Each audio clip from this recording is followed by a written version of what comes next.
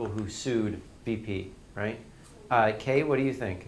Is that a real externality, or is that a pure physical real physical damage, or is it a pure economic loss? Well, shouldn't it be economic because so like these shrimping employees lose their jobs, but that just means that like other people shrimping elsewhere, they're just going to have like more. Not quite, but close. Right. When they lose their jobs, when we talked about China, them losing their jobs, what did we say that was equivalent to, basically, right? Oh, so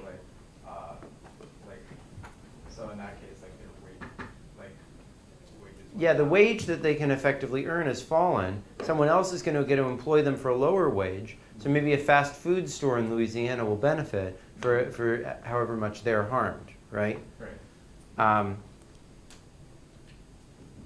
How about a government? Yeah, Joe. What if they were actually like owners of the shrimping companies in that area? Well, even there it's a little bit subtle because if they were owners of the companies, but the companies paid the government for the right to fish, rather than having a assigned set of fish that they're allowed to catch, then it would still be pure economic losses.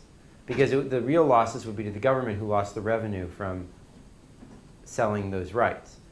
So it was whoever had the right to the fish itself. But that's like a yearly fee. But if they bought like a 10-year license and then it happens like at year 3.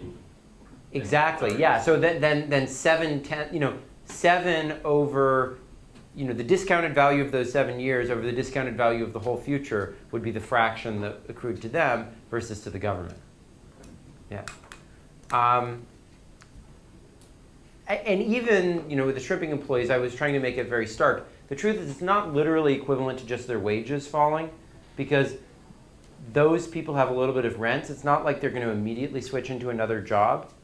And so they're sort of like, there's a little bit of benefit they're getting from being able to work in shrimping relative to other professions, and that value actually is destroyed. So it's not completely the case that it's pure economic losses, but to a first approximation, it's probably mostly that. Okay, how about a government conservation agency that's in charge of protecting beautiful birds in the Gulf Coast? Bob, Jen, what do you think? I would think the conservation agency would probably be stressed out a bit more and have wouldn't be able to protect as much birds anymore, simply because Yeah. they would have to use more of their resources in one location. Well, and also there's just less birds. The birds die from the Deepwater Horizon thing, right? They eat the oil and they die, right? So is that a real externality on that agency or a pecuniary externality? I'm having trouble seeing why that would be a loss, though. Well, they have to respond. I mean, their job is to protect the birds. So it's just like directly a loss to them, right? They don't have as many birds left, right? They've done a bad job, right? Their job was to protect the birds, right? But I mean, like, people would be like, wouldn't blame them for the loss of birds simply because they. Well, it's true, but I mean, like, if you can think that they are the representatives of society's interest in having birds there, right? I mean, nobody else is doing that job, right? We hire the government to have the sort of like ownership over society's interest in having beautiful birds, right? I see. So it'd be like pure phys. Well, it would be. I would say economic loss because people who would be who are like interested in watching the birds in the Gulf Coast might no longer be interested in watching those birds and go over to somewhere else like Yellowstone and watch like wildlife there. Well, but the thing is that someone has to bear the value of those destroyed resources, right? I mean. Yeah. Well, yeah. Resources are destroyed. So, yeah. So I mean, for example, if someone owned like the right to the marine park to come and then sold tickets for people to come see those birds, that person would clearly be the one harmed. Now, no one owns those rights. People can come see the birds freely. But this agency is sort of like responsible for holding that social value. And so it loses that social value, right? So that's a direct damage. How about Louisiana hotels that serve the industry, the shrimping industry? Are those guys pure economic losses, or are they, what's the damage there? Justin? Yeah. It would be an economic loss Mm-hmm. because they're not being directly harmed by the oil. It's rather the business is decreasing because no one wants to visit there anymore. Yeah, so the prices of the hotels would come down, right? And that would actually make it cheaper for people who wanted to vacation there to come. And that would offset. So unless the vacancy rate of the hotels goes up, it's just that their prices are falling, right? And so that's a pure economic loss, right?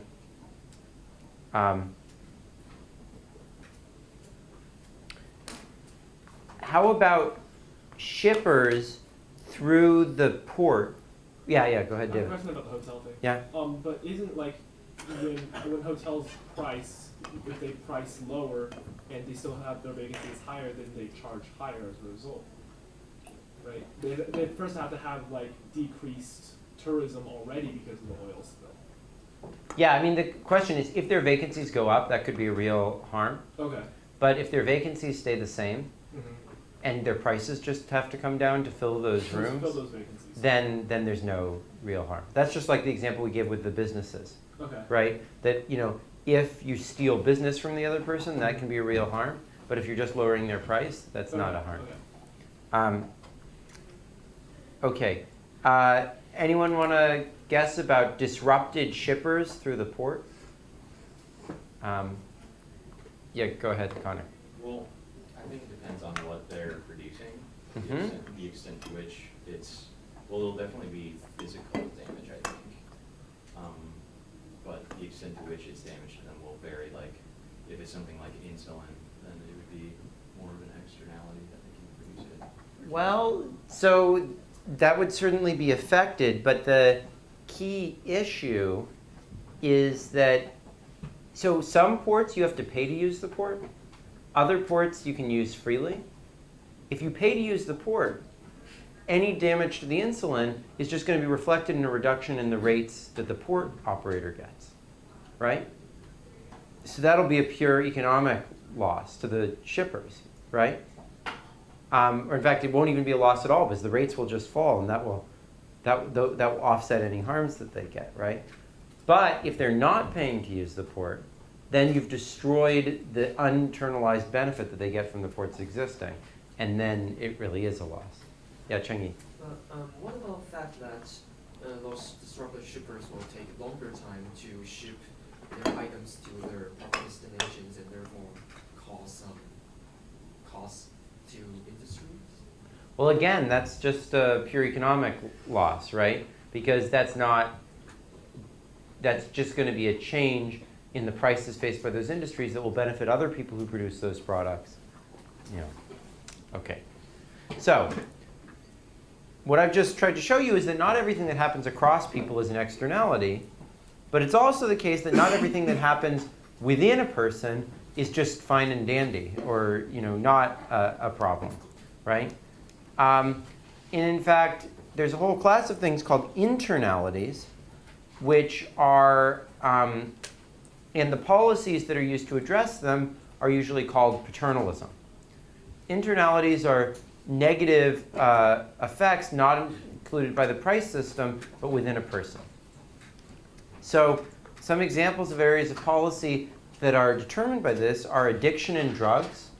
So the reason why we have certain drugs being illegal is we think people don't fully take into account the disutility that they're causing for their future selves by today getting addicted to something.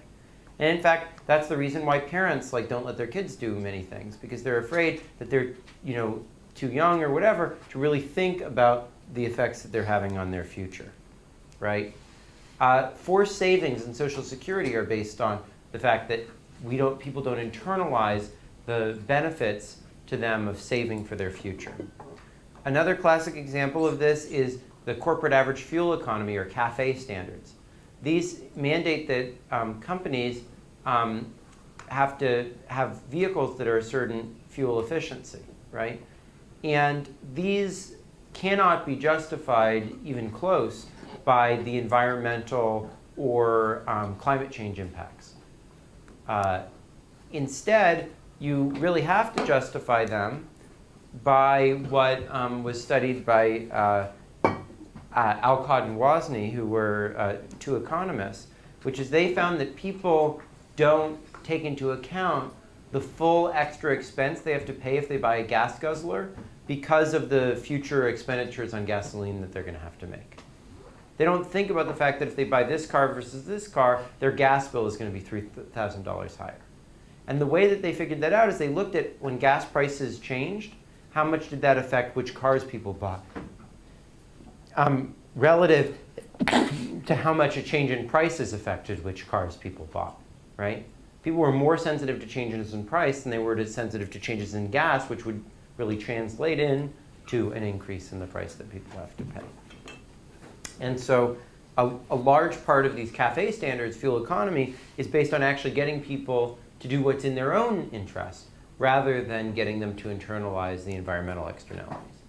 Prohibitions on suicide, on selling yourself into slavery, on organ donation, all sorts of things are motivated by not wanting people to, in the spur of the moment, take a decision that could be to their long-run detriment. Yeah, Cheng Yi. I'm just wondering, but if we believe that utility functions are defined solely by the preferences of the individual, isn't it a contradiction to say he's not taking into account the subtleties of his own utility function? I don't know. It depends what you want to define people's utilities functions to be. If you want to take as an axiom that any people always act in their own best interests, then I hope that you won't ever give anyone advice. And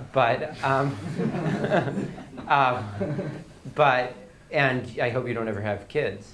I mean, look, everyone would think it would be completely nuts for people to say that, whatever their kids happen to want to do, it must be in the best interest of those kids, right? When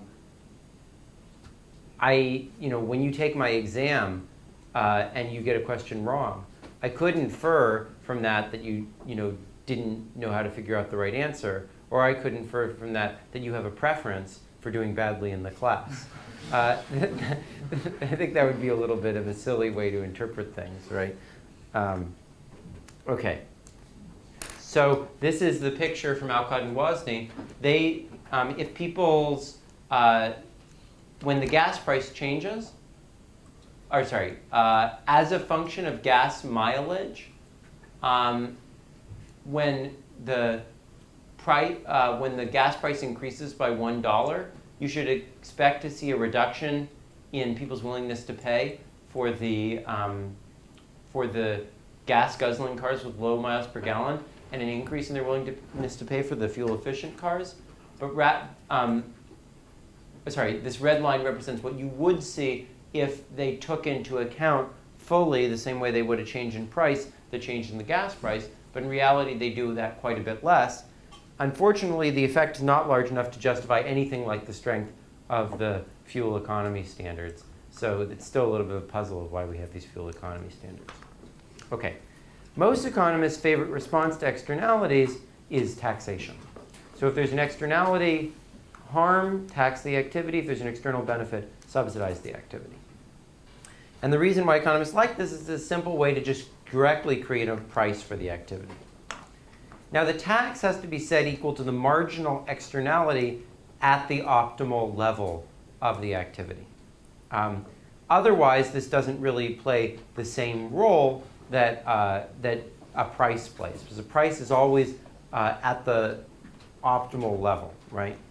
But just setting the subsidy or the tax equal to the externality at the optimal level is sometimes inadequate. One great example of this